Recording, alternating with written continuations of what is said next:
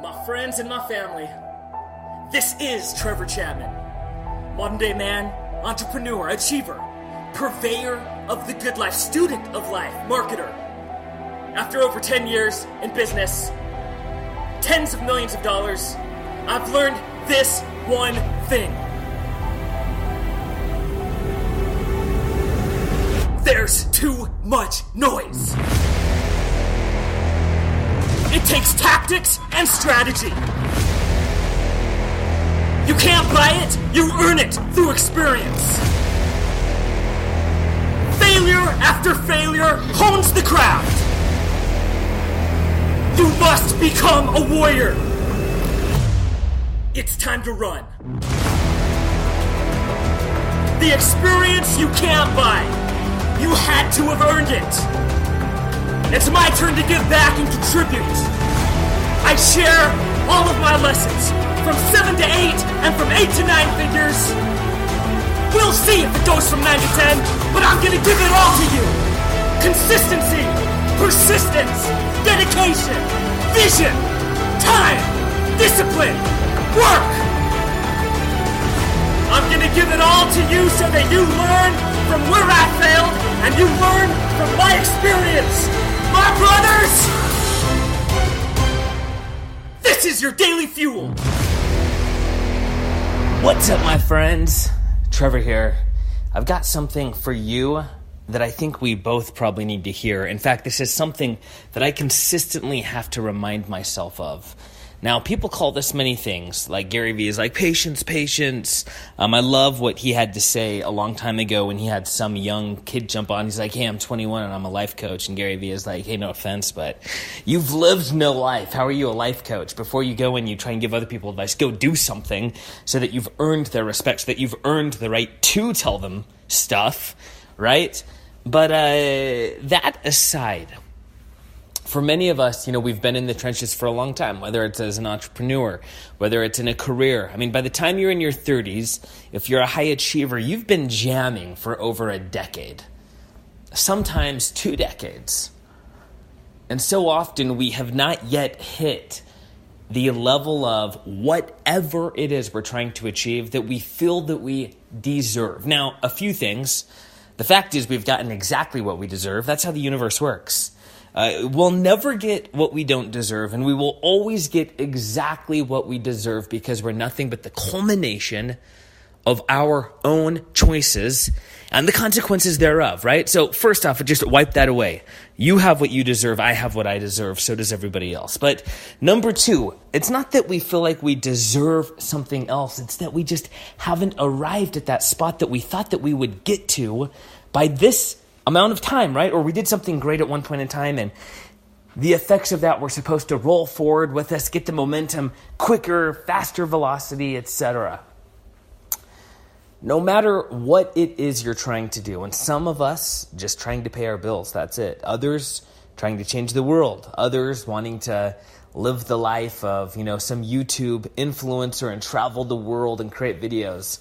But just not there yet. So it doesn't matter what it is, as small as just paying your bills to as large as being the next multi-billionaire. The same principle is applicable to absolutely everybody. And I'm going to illustrate it by talking about a kangaroo.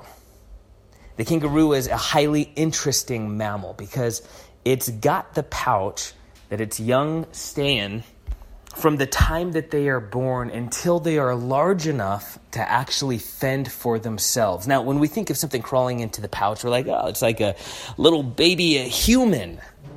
You want to know something absolutely insane? The red kangaroo is actually 100,000 times smaller on the day of its birth than its adult parent. Not 10 times like the giraffe. See, a giraffe is 10 times smaller than its adult parent, but the red kangaroo is 100,000 times smaller. The thing is like 80 grams or something like that. It's so small that it looks like it's just a fetus that has accidentally popped out. It crawls down there, and for a year, it's like hardly making any visible progress. It latches on and it just sits there. The mother hardly even knows it exists. The world has no clue of it because the pouch itself that it's inside is larger than the very being that the pouch was made for.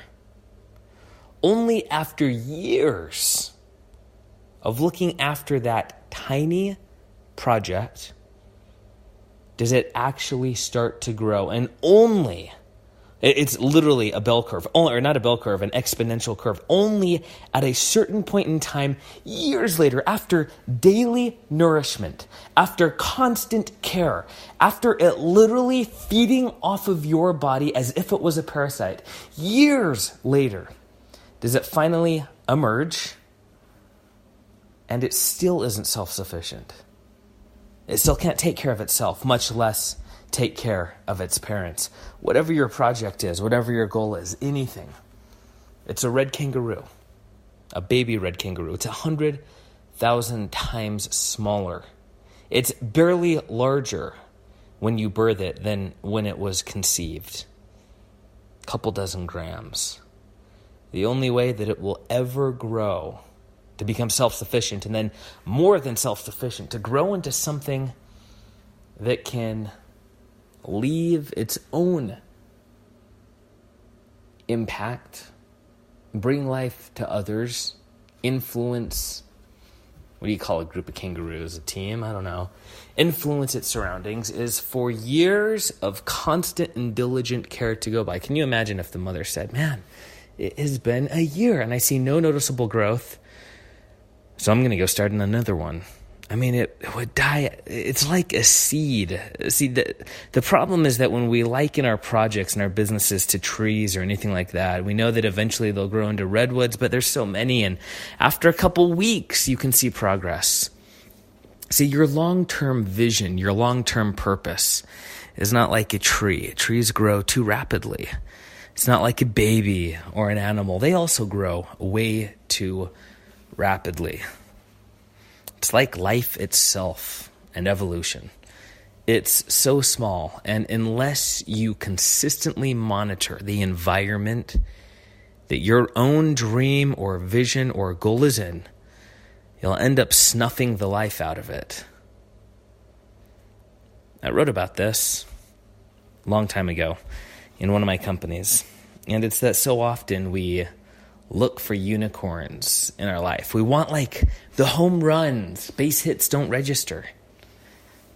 Like we look only for the grand slams. And if we don't hit a grand slam, then the little base hits, we don't even notice them.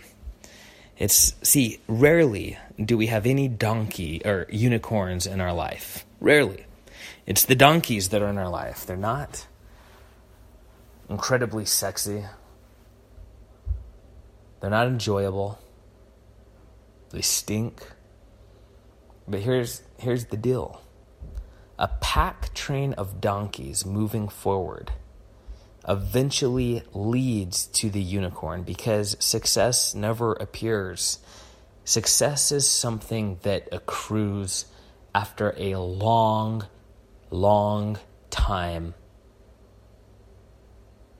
of daily supplemental support, of daily TLC. The small sparks that you're making right now are what will ultimately birth the bonfire blaze of your success. And if you snuff them out because they're not big enough, grand enough, quick enough, the blaze will never come. The unicorn will never appear. But if you learn to recognize those small sparks as what they are, the attempts to light your blaze, the unicorns as what they are, the consistent pecking away at the wall between you and your dream, whatever the size. Again, many people just want to pay their bills consistently. That's great, noble, wonderful.